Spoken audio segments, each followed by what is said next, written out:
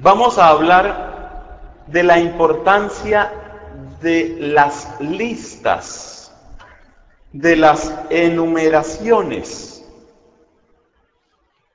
Hacer listas, enumerar, es un recurso de estudio, de comprensión y de pedagogía. A través de una lista, nuestra atención se fija más en la palabra y a través de una lista ayudamos a los demás a que se fijen en nuestras palabras. Hacer listas es uno de los ejercicios más interesantes y más eficaces de la inteligencia humana. Muchos de nosotros organizamos nuestro tiempo a través de una lista. Bueno, ¿qué es lo que tengo que hacer hoy? Primero, segundo, tercero, cuarto, quinto. Transformo las tareas de mi día en algo ejecutable. Le doy un orden a mi tiempo a través de una lista. Es muy distinto oír a una persona que de pronto empieza a hablar y dice cosas, a una persona que nos dice, por ejemplo, esto. Amigos, vamos a desarrollar 3 aspectos muy importantes sobre predicar con listas. Cuando a uno le dicen un número, ya uno empieza a ubicarse. Y más de una vez, en este ejercicio de la predicación y de la enseñanza, uno observa que cuando a una persona se le dice un número, la persona se dispone a tomar un apunte. Te voy a hablar de 3 cosas. Entonces uno va llevando la atención. Número 1, bueno, ya dijo la primera. Número 2, ya dijo la segunda, pero falta todavía la tercera. Número 3, ya dijo la tercera. A ver, primero dijo esto, segundo dijo esto, tercero dijo esto. Es un recurso muy útil para lograr que la atención se fije. Y eso lo necesitamos nosotros porque solo cuando la atención se fija, las palabras pueden llegar al corazón. ¿Recuerda cómo en la parábola del sembrador, los primeros enemigos de la semilla son esas aves que se roban la semilla antes de que entre en la tierra? Las aves que se roban la semilla antes de que entre indican a aquellas personas que ni siquiera reciben la palabra. Por ejemplo, una persona a la que le hablan en otro idioma. Si empezamos aquí a predicar en chino, nadie entiende nada y por consiguiente, aunque estemos diciendo cosas maravillosas, esas semillas nunca entran a la tierra. Si estamos predicando en un lenguaje demasiado elevado, frente a un público que no tiene suficiente preparación para asimilarlo, es como si no estuviéramos haciendo nada. Si una persona está distraída, es como si no estuviéramos haciendo nada, porque la semilla no entra. Por eso todo predicador tiene que utilizar los más distintos recursos para facilitar que la atención se fije. Y uno de los grandes recursos de un predicador es utilizar una lista, utilizar listas. Bueno, pero hemos dicho que en esta enseñanza vamos a tratar 3 puntos, porque desde luego no podemos hablar de las listas en desorden. Hay que hacer una lista para aprender a hablar de las listas. Y vamos a tratar 3 puntos. La cosa es todavía mejor cuando uno da los títulos de los temas que va a tratar. Eso ayuda a que los demás se vayan haciendo como un esquema, se vayan haciendo como una idea. En primer lugar vamos a hablar de cómo una lista nos ayuda a preparar la predicación. En segundo lugar, vamos a hablar de cómo a través de una lista podemos transmitir una enseñanza de vida. Y en tercer lugar, vamos a hablar de cuáles son los textos que más se prestan para este género de recurso, el de las listas, y cuáles son los textos que de pronto se prestan menos. Esos son nuestros 3 temas. ¿Cómo nos ayuda a la preparación? ¿Cómo nos ayuda a la realización? Y, en tercer lugar, ¿a qué textos le podemos aplicar más este recurso y a qué textos no? Fíjate cómo con solo decir eso, ya uno sabe qué orden lleva la persona y seguramente puede fijar más la atención. Pasemos a nuestro primer punto. Hablemos de cómo una lista nos ayuda a preparar la predicación. ¿Qué es predicar? Predicar es apropiarse un texto para relacionarlo con un momento determinado de la vida de la iglesia. Es un ejercicio que tiene como el corazón 2 movimientos. Un movimiento hacia adentro, que es el momento de apropiarse el texto, y otro movimiento hacia afuera, que es el momento de ofrecer el texto. Cuando estamos preparando la predicación, nos estamos ya apropiando el texto, pero a la vez estamos pensando cómo lo vamos a ofrecer. Un gran predicador y maestro de predicadores llamado Humberto de Romanis escribía en el siglo XIII sobre cómo realizar la predicación. Y decía él que un predicador se parecía a un cocinero o a un mesero. El cocinero o el mesero tiene la tarea de ofrecer el alimento. Estos hombres lo hacen en cuanto a la salud y el provecho y la nutrición del cuerpo.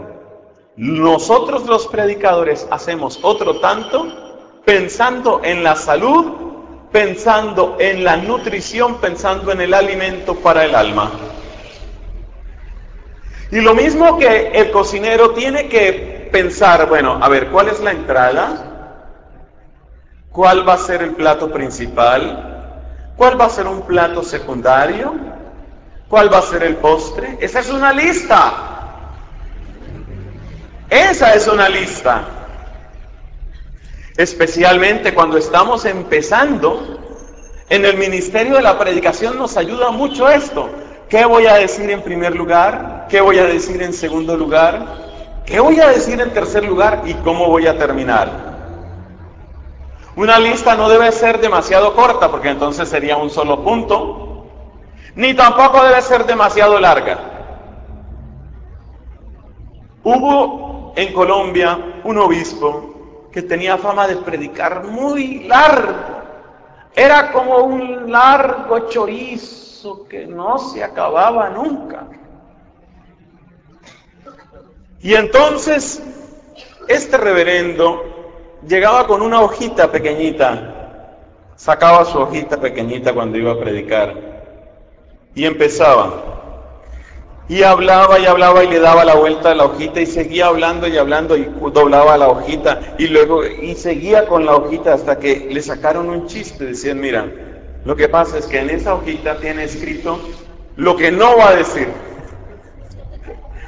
Todo lo demás lo va a decir. Las listas no pueden ser muy largas.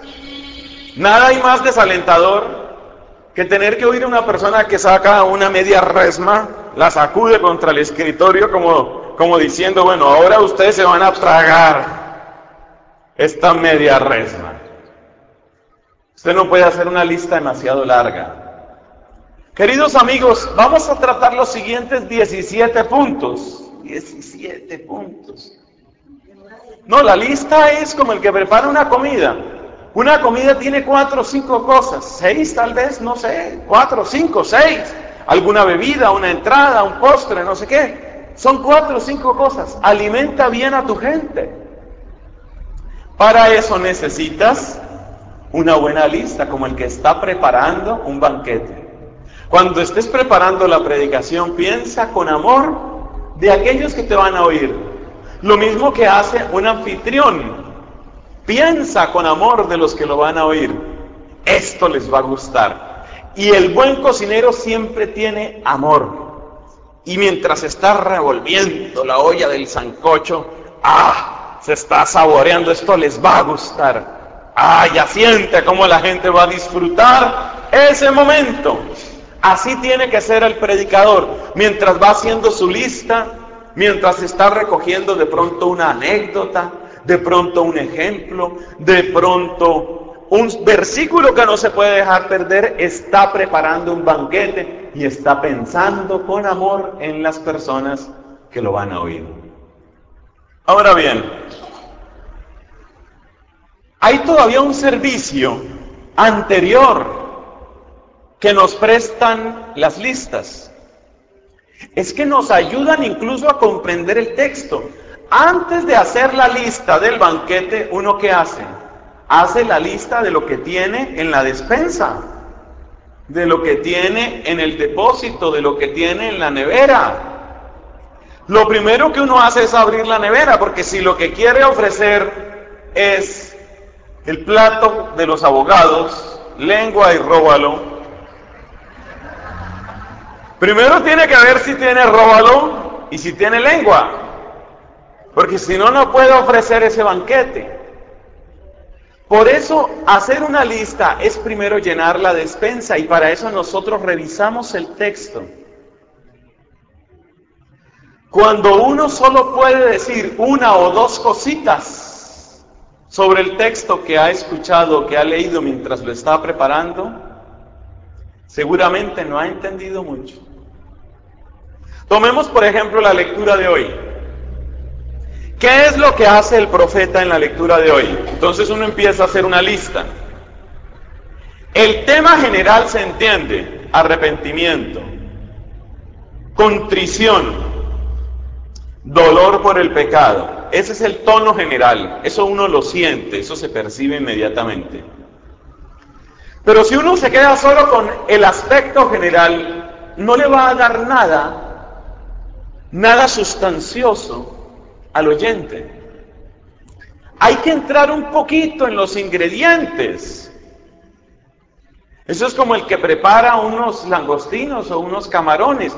Le quita la parte que es menos digerible y deja la parte que es más carnudita, más sabrosita. A nosotros también nos toca así, como estamos pensando en nuestros oyentes, nosotros también quitamos la parte que es más difícil, por lo menos para ese auditorio, y vamos reservando la parte más carnudita, la parte más sabrosita, la parte más nutritiva. Entonces, ¿qué encontramos, por ejemplo, en este texto? En primer lugar, el tema general es el arrepentimiento, pero fíjate cómo empieza: Señor, Dios grande. Entonces el arrepentimiento tiene que ver con la alabanza. Seguramente mis oyentes no han caído en la cuenta de eso. Seguramente yo mismo tampoco lo había aprendido. El arrepentimiento tiene que ver con la alabanza. Tú eres grande, tú eres bello, tú eres santo, Señor. Esas expresiones son parte del arrepentimiento y uno no lo cree, o por lo menos uno no lo sabía. ¿Por qué el arrepentimiento tiene una parte de alabanza? Porque solo en el fondo blanquísimo de la santidad de Dios aparece la verdadera fealdad, la verdadera repugnancia del pecado. La verdadera fealdad del pecado aparece delante del resplandor y de la pureza del amor divino. Cuando yo muestro todo lo bueno que es Dios, entonces ayudo a que se comprenda lo feo, lo deforme, lo repugnante que es el pecado. Punto número 1.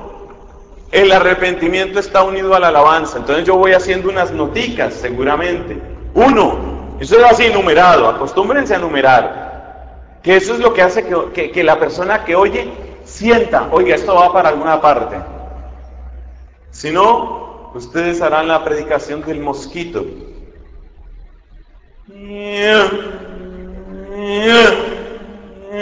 Nada que aterriza. La predicación tiene que ser un avión que llega a su destino. Aterrizó. Hagan la predicación del avión, no hagan la predicación del mosquito. Nada más desesperante que oírle a una persona que no acaba, es que no acaba, es que sigue. Y parece que va a acabar, y parece que va a acabar, y se levanta. Y vuelve y repite lo mismo. Una lista, 1, 2, 3. Eso le ayuda a usted a saber en dónde termina el hilo de sus palabras. Uno va haciendo la lista. Mire, la alabanza, qué interesante. 2, nos hemos rebelado. El pecado es una rebelión. Seguramente no habíamos pensado en eso, o lo teníamos olvidado, o es un aspecto que es importante destacar frente a un determinado grupo. El pecado es una rebelión. Uno cree que rebelarse contra Dios es únicamente entrar a pelear con Dios, y no es así. El pecado es rebelión. Una mentira es una rebelión. ¿Cómo así? Un adulterio es una rebelión contra Dios. Yo no sabía eso. Yo pensé que únicamente había faltado contra mi esposa. No, caballero. Su pecado es un pecado de rebelión. Porque cuando Dios manifiesta su voluntad y usted dice, esa será la voluntad de Él, pero yo voy a hacer mi voluntad, ¿qué está haciendo? Una rebelión. Su adulterio es pecado contra su esposa, pero es rebelión contra Dios. El pecado es una rebelión. Así sucesivamente. Si usted toma ese texto, Daniel capítulo 9, si usted toma ese texto de hoy y lo va leyendo, usted puede hacer su propia lista y va a encontrar una cantidad de cosas interesantes. Entonces usted va a ser como el cocinero, usted va a ser como el chef, vamos a darle un nombre más elegante, el chef. Usted va a ser como ese chef que usted se encuentra, oiga, el pecado está relacionado con la alabanza y el pecado es una rebelión. Y allá más adelante dice, tú, Señor, tienes razón, a nosotros hoy nos abruma la vergüenza. El pecado es el arrepentimiento es un acto de sinceridad. Uy, qué bueno esto. El pecado el arrepentimiento es la victoria sobre el pecado, porque el pecado es la mentira y el arrepentimiento es la llegada de la verdad. Qué lindo. No es lo mismo llegar, por ejemplo, ante un auditorio de jóvenes a decir, dejen de pecar, no sean marranos, o la dejen de pecar, pórtense bien. ¿Qué creen que están haciendo con su vida? Suspendan ese pecado. Esa predicación regañona, hiriente, agresiva, seguramente no les va a traer mucho. Pero ¿qué tal que tú estés en un auditorio de jóvenes y digas, por ejemplo, esto? Hermanos, ¿por qué no le apostamos hoy a la sinceridad? ¿Por qué no reconocemos la verdad de nuestra vida? ¿Por qué no dejamos nuestra fachada y tantas máscaras que tenemos? ¿Y por qué no admitimos lo que somos en realidad? El efecto es casi el mismo. En el fondo los estás llevando al arrepentimiento, pero de una manera que a ellos les va a llegar mucho más. Entonces, cuando tú estás preparando todo esto, y tú eres como ese chef, entonces tú dices, ¡qué belleza! Hola, eso me va a servir, ese es el elemento que yo estaba necesitando, con esto les voy a llegar. Esa es la preparación a través de una lista. Hacer una lista te obliga, como decimos en Colombia, a expurgar el texto, escarbar. Había un personaje que era un investigador privado, ¿te acuerdas? Y que todo lo encontraba escarbando. Así el predicador todo lo encuentra escarbando. En resumen, preparar la predicación con una lista te ayuda a encauzar el amor que tú le tienes a tu gente. Te ayuda a entender mejor el texto, te ayuda a descubrir aspectos que no habías visto y te ayuda a orientar en un hilo conductor tus palabras para no hacer la predicación del mosquito, sino la del avión. Hablemos del segundo punto, la lista. ¿Cómo utilizar una lista en el momento de hacer la predicación? Hay que aclarar que la predicación es un ejercicio muy flexible.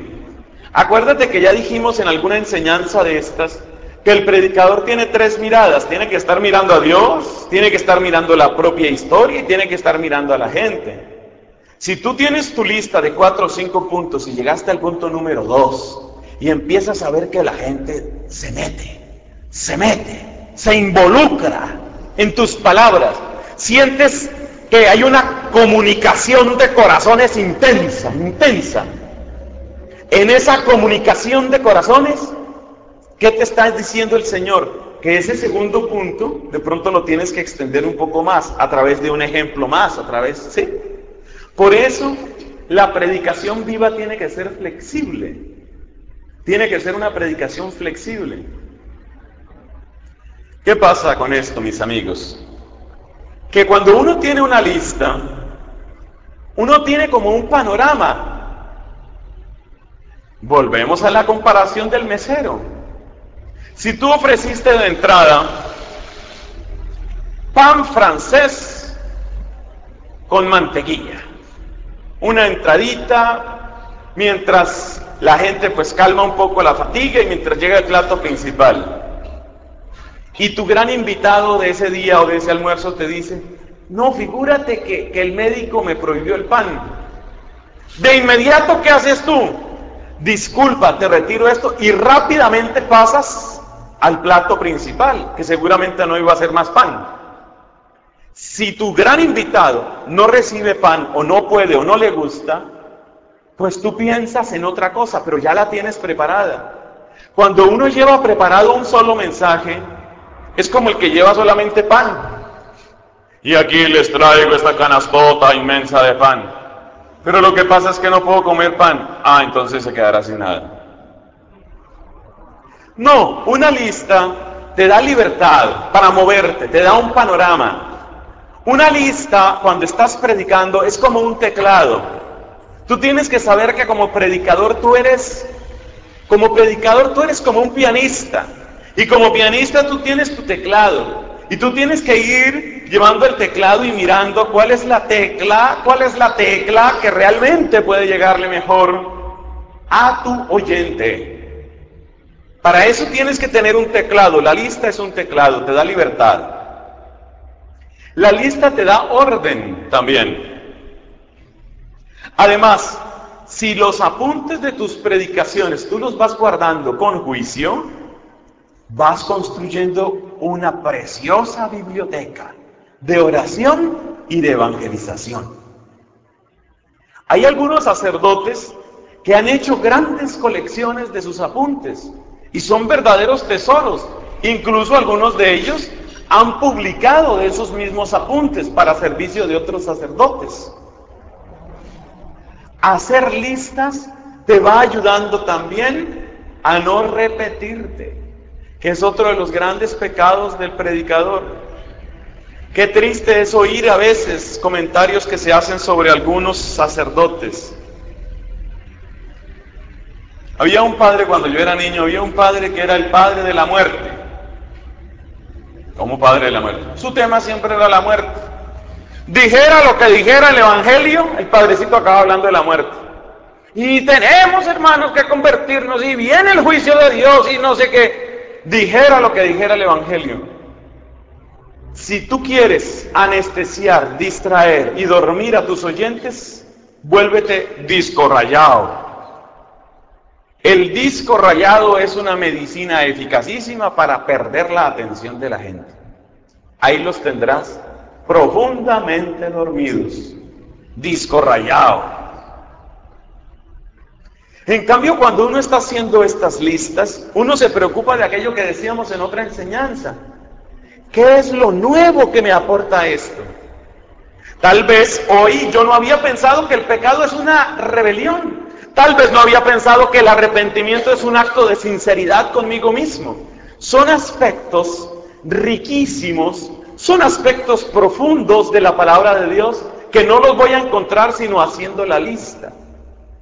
Cuando voy haciendo una lista de listas, cuando voy haciendo una colección de predicaciones que voy realizando, seguramente caeré menos en la tentación de repetirme, porque es muy triste oír a una persona que ya se sabe qué va a decir.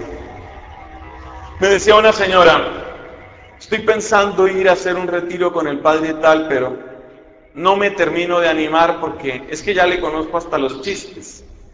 Yo ya he hecho como 3 retiros con él y yo ya sé, ahorita va a decir el chiste del viejito que iba con la señora. Ahorita va a decir el chiste. Y el padre, y eso me recuerda que había un viejito, empezó, entonces eso oír un cassette, eso es muy triste. El viejito iba con la esposa y la tenía agarrada de la mano. Y entonces un amigo se encontró con él y le dijo, ay, pero qué ternura la tuya después de tantos años de matrimonio. Y el hombre respondió, no es tanto la ternura, sino que si la suelto empieza a comprar.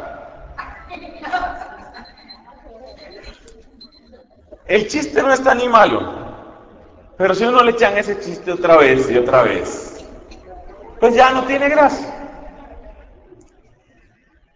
¿A qué tipo de textos podemos utilizar las listas? A muchísimos, casi a todos, casi a todos.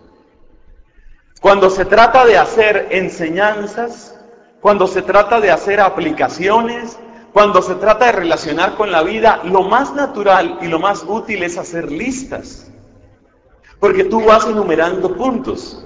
Sin embargo, hay unos cuantos textos a los que de pronto esta metodología no les sirve mucho. Por ejemplo, si uno va a predicar apoyándose en un salmo que es una oración, en las oraciones a veces es difícil o es muy forzado entrar a hacer una lista. No recuerdes contra nosotros las culpas de nuestros padres, que tu compasión nos alcance pronto, pues estamos agotados. Observemos, hermanos, cómo en primer lugar dijo que no recordara a Dios, y en segundo lugar dijo que la compasión llegara. No dice mucho. En los textos que son de pura poesía, como puede ser el Cantar de los Cantares, como puede ser el Eclesiastés, como pueden ser los Salmos, en esos textos a veces queda muy forzado hacer una lista. Esos textos requieren otro enfoque, de lo cual hablaremos en otro momento con la bondad de Dios. Podemos aplicar las listas a muchas cosas, pero tal vez a los textos así poéticos, no. A los textos de oración, no. Otras veces se trata de una escena en la que hacer una lista desvirtúa la fuerza del momento culminante. Doy un ejemplo.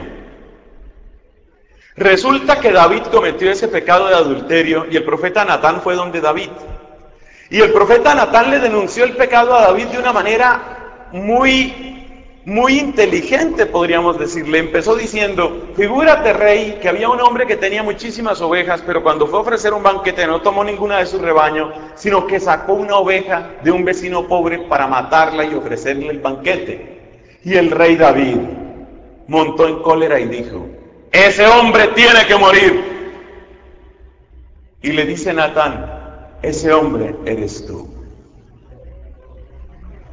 Y empieza a recordarle lo que Dios había hecho por él y le dice, y tú, cuando fuiste a buscar mujer, no buscaste lo que Dios te había dado, sino fuiste a buscar la mujer del vecino. Es una escena tan impresionante, es una escena que impacta de tal manera, por su ingenio, por su fuerza, impacta de tal manera, que de pronto hacer una lista ahí echa a perder ese impacto. Si yo empiezo diciendo, observemos, hermanos, cómo en primer lugar habló de ovejas, en segundo lugar habló de mujeres y en tercer lugar habló del adulterio, eché a perder el momento. Cuando la lectura tiene un punto culminante así, de pronto lo que hay que explorar y lo que hay que explotar es más ese impacto, lo que produce ahí, y relacionarlo de distintas maneras con nuestra vida. Tal vez se puede hacer una lista, pero en otro sentido. Por ejemplo, vamos a mirar esa escena pensando cómo nosotros juzgamos a los demás y no nos juzgamos a nosotros. O vamos a mirar esa escena dándonos cuenta de cómo el rey David, precisamente cuando se sentía más seguro porque ya no tenía batallas a las que él fuera, en ese momento era cuando estaba en verdadera guerra. Como quien dice, vamos a mirar desde distintos aspectos y cada aspecto es como un número de la lista. Tal vez así se podría aprovechar, pero en general, cuando hay una palabra impresionante, cuando hay una escena impactante, cuando hay algo que es el centro, tal vez hay que dejar más que brille esa escena que tiene suficiente fuerza para quedar grabada en el corazón de nuestros hermanos. Hermanos, continuemos en nuestras reflexiones sobre la vocación y sobre el servicio de la predicación.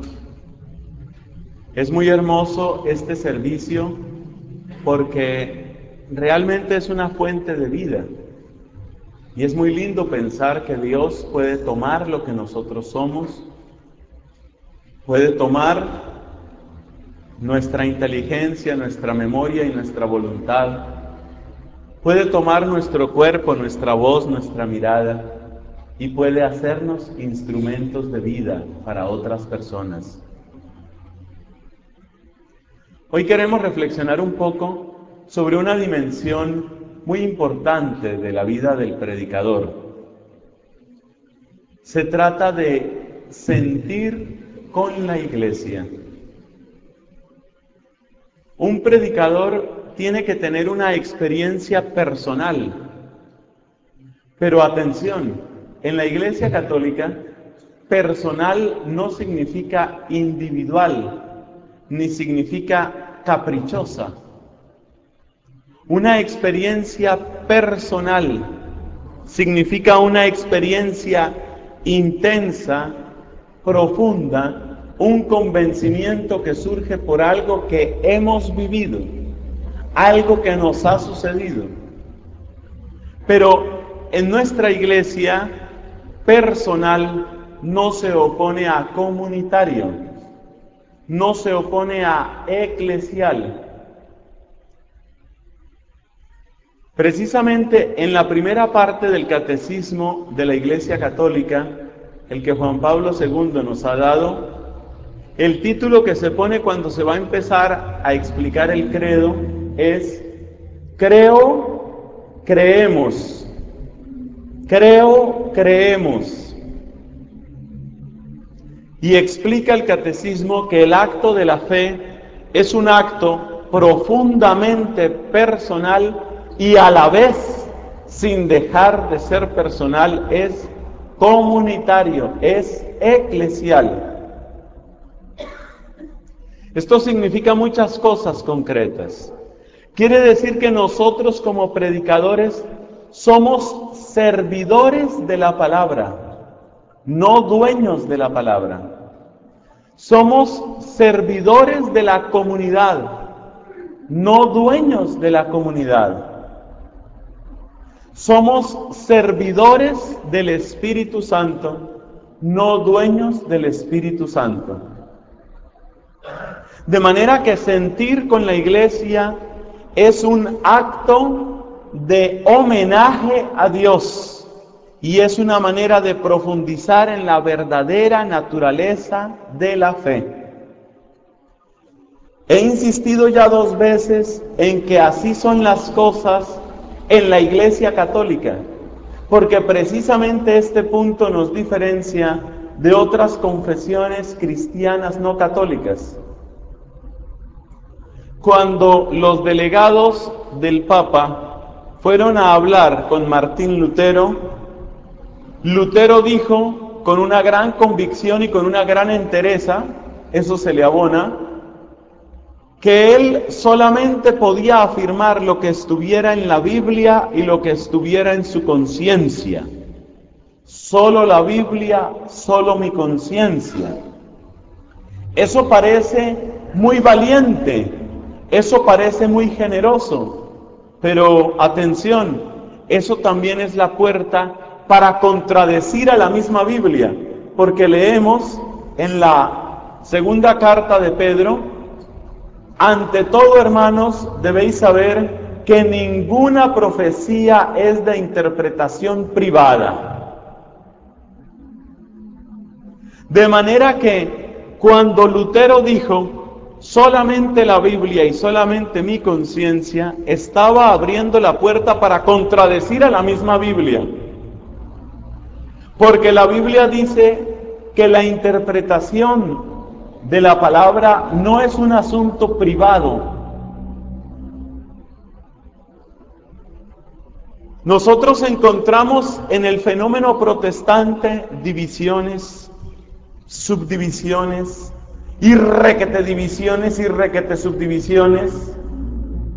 Precisamente por eso, porque cada persona tiene su interpretación, cada predicador dice su propia idea, y si alguien no está de acuerdo, no es sino que haga un curso de oratoria, abra su propia iglesia y empiece a reunir gente y de paso a recoger diezmos.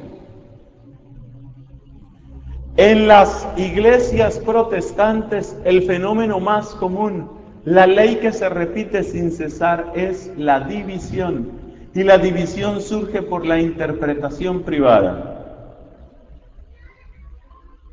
Por ejemplo, ¿creen los protestantes en la presencia de Cristo en la Eucaristía? La gran mayoría no, pero ustedes se sorprenderán de saber que hay protestantes que sí creen que Cristo está en la Eucaristía, aunque ellos no afirman lo que afirma la Iglesia Católica, sino que ellos dicen que así como está Cristo, así sigue estando el pan y sigue estando el vino. Esa teoría teológica se llama la consubstanciación, mientras que nosotros los católicos afirmamos la transubstanciación. La transubstanciación significa que la sustancia se cambia, se transmuta, se transforma, es otra sustancia, ya no está el pan, ya no está el vino, está el cuerpo, está la sangre de Cristo. Esa es la transubstanciación. Algunos protestantes afirman la consubstanciación, es decir, que ahí sí está Cristo, pero que sigue estando el pan y que sigue estando el vino. Y otros protestantes dicen que no hay ni transubstanciación ni consubstanciación, sino que simplemente ese pan y ese vino son señales, son símbolos, pero ahí no está Cristo, y por lo tanto no se debe adorar al pan y el vino que son consagrados en la cena del Señor.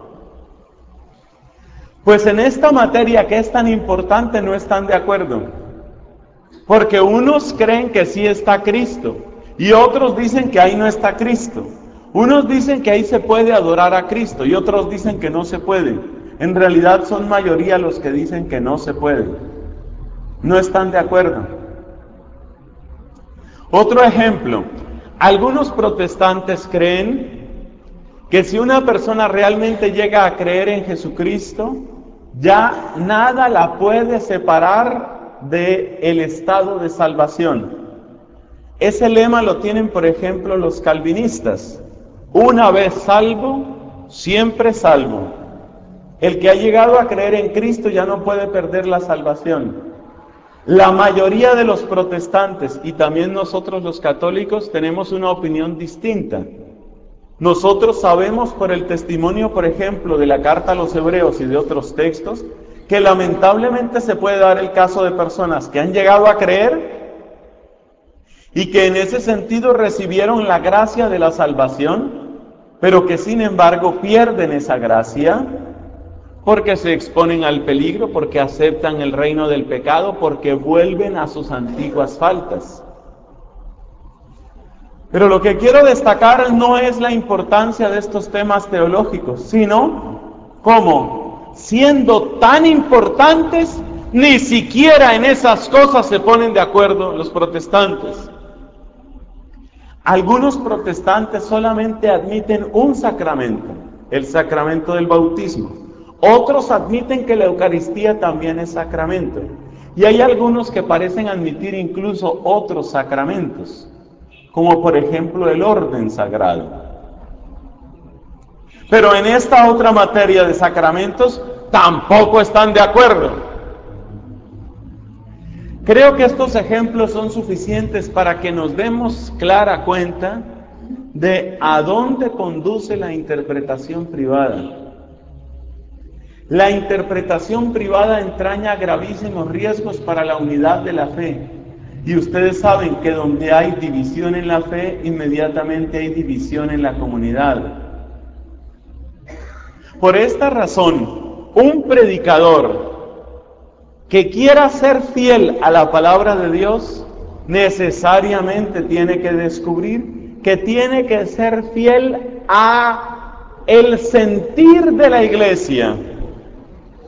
Yo, cuando deseo ofrecer el ministerio de la predicación, ya no estoy hablando mis opiniones, ya no se trata de mis gustos, ya no se trata de lo que a mí me parece, sino se trata de lo que el Señor ha revelado, se trata de lo que cree la Iglesia Católica en todas partes, y se trata entonces de aquello que el Espíritu Santo ha mostrado a lo largo de los siglos.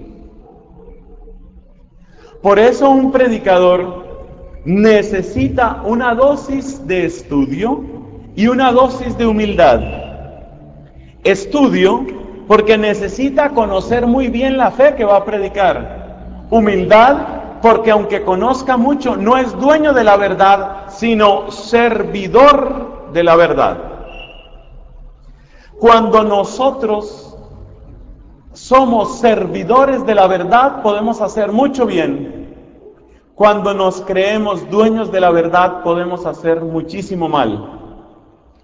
Necesitamos reconocernos servidores de la verdad. Y por eso un buen predicador se ejercita en el estudio, porque necesita conocer la fe que va a predicar, pero sobre todo se ejercita en la humildad, porque no es dueño de esa verdad, sino que postrado ante el Señor, pide con oración, pide con espíritu contrito, pide con sencillez y pureza de intención, que Dios mismo sea quien se haga presente a través de sus palabras. Ya se trate de un consejo que le vas a dar a una persona que llegó a tu casa, o se trate de la catedral de la ciudad en que vives, ya se trate de un amigo al que le vas a compartir un versículo, o de una asamblea imponente ante la cual tienes que hacer una gran homilía. En todos los casos, el predicador tiene que brillar al mismo tiempo por la luz y por la humildad. Luz que se adquiere en la oración y el estudio, humildad que se adquiere en la oración y en el conocimiento de nosotros mismos. Dice en efecto Santa Catalina de Siena que nada ayuda tanto a la humildad como el conocimiento de nosotros mismos.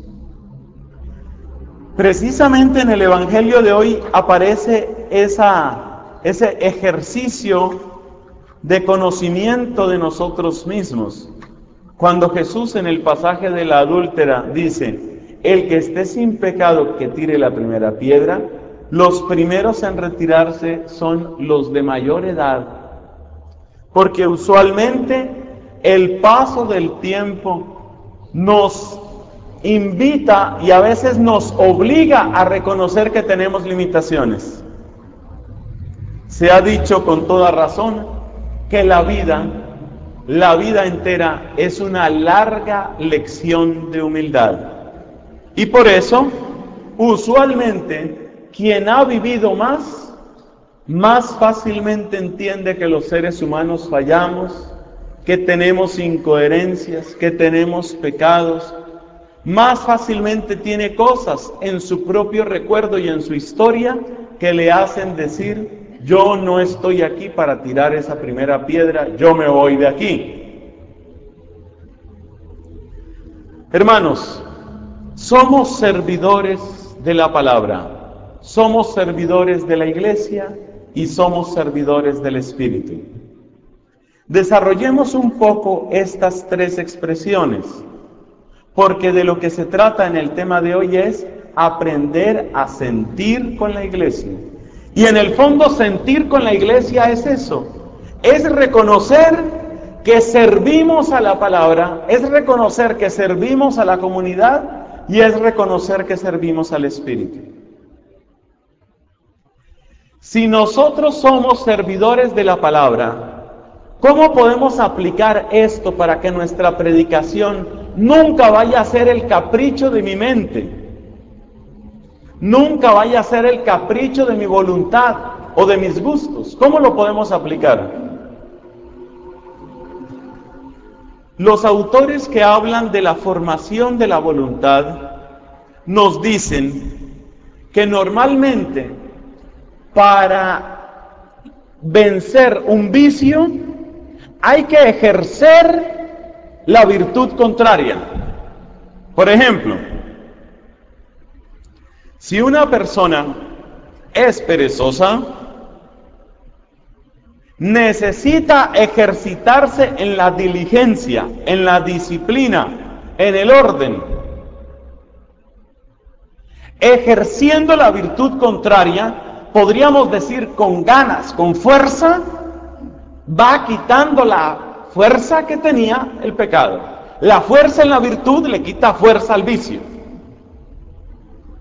Si nosotros somos servidores de la palabra, nuestro gran peligro ¿cuál es? Dejarnos llevar por las ideas que más nos gustan, dejarnos llevar por los caprichos, es decir, por las cosas que más halagan nuestro modo de vida.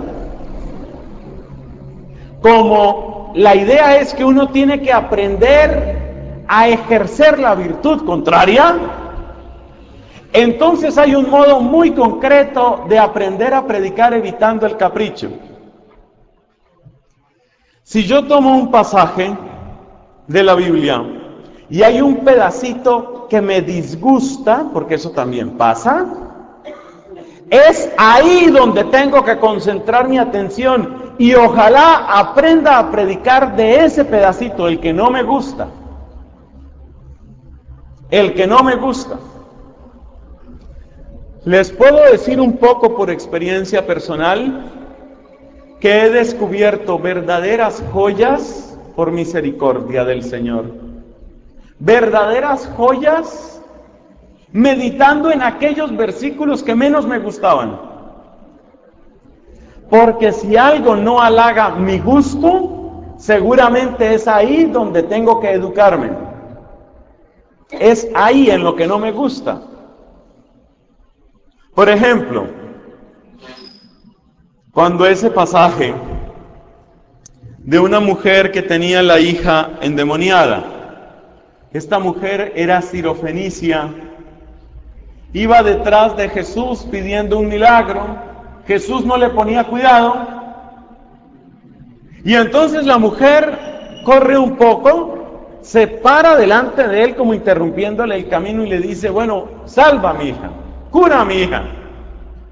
Y Jesús le dice, no está bueno, no está bien echar el alimento de los niños a los perros. Qué cosa tan horrible. Uno que está acostumbrado a predicar de la misericordia de Jesús, del amor de Jesús, de la mansedumbre de Jesús, y suelta a Jesús semejante frase, y dice uno, no, eso está muy horrible, mejor hoy prediquemos de la primera lectura. Mal hecho.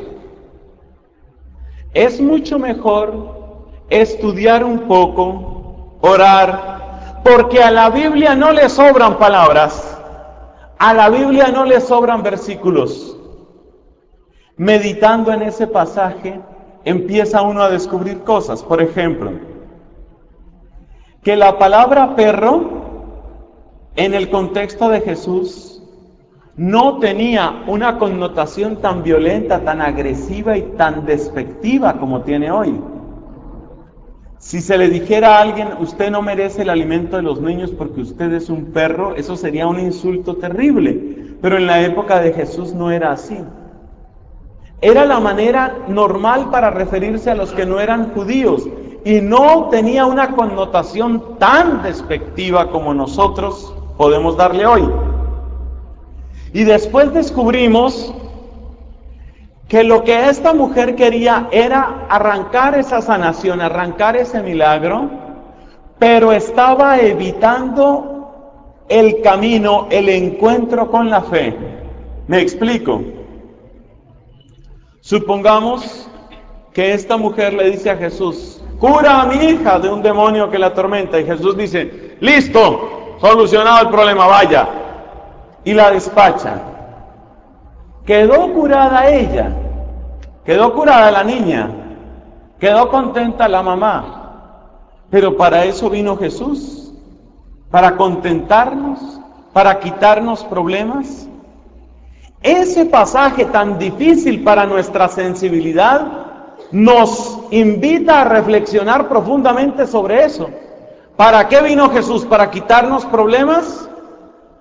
Si Jesús vino para quitarnos problemas, qué poco ha hecho Jesús, porque seguimos teniendo muchos problemas. La gente se sigue enfermando, la gente se sigue muriendo, a la gente la siguen secuestrando, a la gente la siguen atracando. Hay mucha violencia, hay mucha enfermedad, hay mucho dolor. Si la tarea de Jesús fue venir a quitarnos problemas, entonces qué mal hizo su obra Jesús. Jesús no vino a esta tierra a quitarnos problemas. Jesús no es un parche para quitarnos problemas. Y esta mujer se acercó a Jesús únicamente para que le quitara un problema.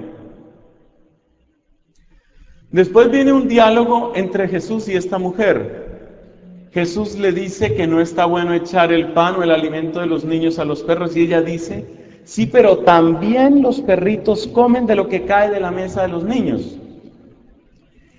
Esa expresión no es solamente una expresión de humildad, sino es una expresión que describe bien la relación entre los pueblos paganos y el pueblo judío.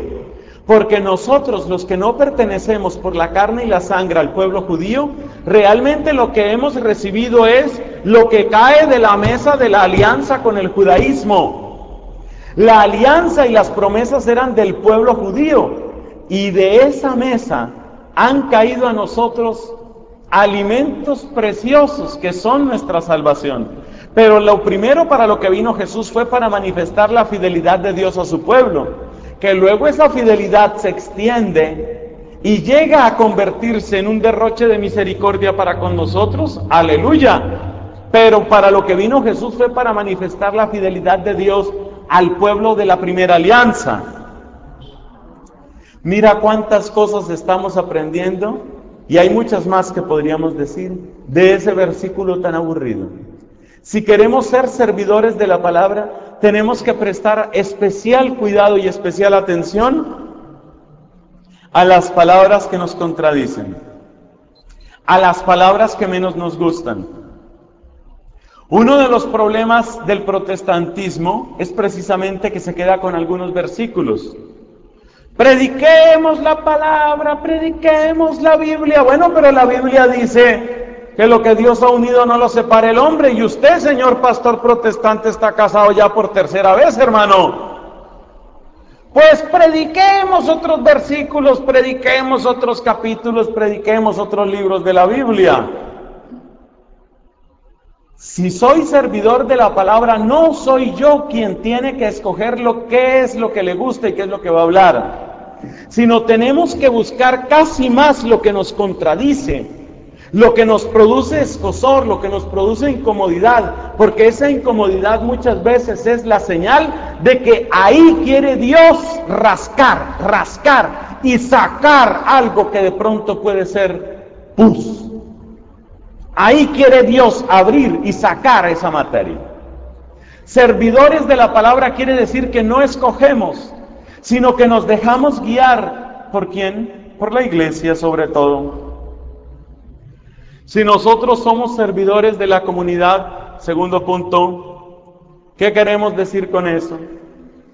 Que yo no tengo que hablar lo que a mí me parezca más bonito, ni el tema que a mí más me agrade, ni la discusión teológica que más me apasione. Este es un error que lamentablemente cometen algunos predicadores, algunos sacerdotes concretamente. Tienen temas teológicos que les inquietan, por ejemplo, la existencia de los ángeles. Es un tema que se puede discutir teológicamente, pero como tienen la cabecita llena de ese problema, y sale por ahí algún ángel en alguna de las lecturas, entonces empiezan a sacar sus ideas teológicas sobre que los ángeles no existen, o sobre que la Virgen no fue virgen, o sobre que Cristo no resucitó, o lo que sea. Empiezan a airear una cantidad de temas que no son para beneficio ni para edificación del pueblo de Dios, sino que únicamente reflejan los temas que el padrecito quisiera discutir con alguien que supiera. Pero es que una predicación, una homilía no es para entrar a discutir temas. Si somos servidores de la comunidad, en todo tiempo tenemos que preguntarnos, ¿cuál es la palabra? ¿Cuál es el mensaje? ¿Cuál es el estilo? ¿Cuál es la manera con la que Dios quiere sanar, convertir, consolar, exhortar, fortalecer a esa comunidad? Esto no es asunto de cuáles son mis gustos, cuáles son mis temas predilectos o cuáles son las discusiones teológicas que a mí me gustaría tratar más. Ese es, hermanos míos, el sentido de servir a la comunidad. Servir a la comunidad también quiere decir que yo me uno a las iniciativas de evangelización y de formación de la comunidad en que me encuentro. Si, por ejemplo, el Papa Juan Pablo en este año nos invita a reflexionar y a rezar especialmente el Santo Rosario, pues habrá que aprovechar más de una predicación para hacer énfasis en eso. Porque si en todas partes estamos haciendo énfasis en lo mismo, seguramente esa unidad entre todos va a causar mucho mayor fruto. Servir a la comunidad significa que no soy una rueda suelta. El plan pastoral de la diócesis, los documentos del Papa, las constituciones y decretos del concilio, las conclusiones de la conferencia episcopal, tantas otras cosas que expresan la vida de la comunidad, esas cosas tienen que estar cerca de mi predicación. Tengo que estar presto y próximo a hablar de eso que es la vida de mi iglesia. De igual manera, los problemas y los dolores que estamos padeciendo tienen que tener un impacto. Evidentemente, un predicador tiene la tarea de iluminar la realidad que está viviendo la comunidad. Por ejemplo, si acaba de suceder un acto terrorista y todos muy cómodamente nos sentimos capaces de juzgar y condenar solo el terrorismo de esos locos, conviene que el predicador, con mucha caridad, pero también con mucha claridad, haga ver que ese no es el único terrorismo, porque existe también otra manera de hacer terrorismo, que es llevar a la pobreza, a la muerte, al desempleo a muchísima gente. Un buen predicador tiene las antenitas bien orientadas, dispuestas y despiertas para sentir con el pueblo, para sentir sus dolores y sus esperanzas, como dice la Constitución Gaudium et Spes. Finalmente, un predicador es un servidor del Espíritu. Es el Espíritu el que defiende a la comunidad, como lo mostró la primera lectura por boca del profeta Daniel. Es la acción del Espíritu. Y por eso, como servidor del Espíritu, tengo que tener una doble humildad. Primero, porque ya dijimos que no soy dueño de la palabra. Y segundo, porque tampoco soy dueño de la eficacia de la palabra.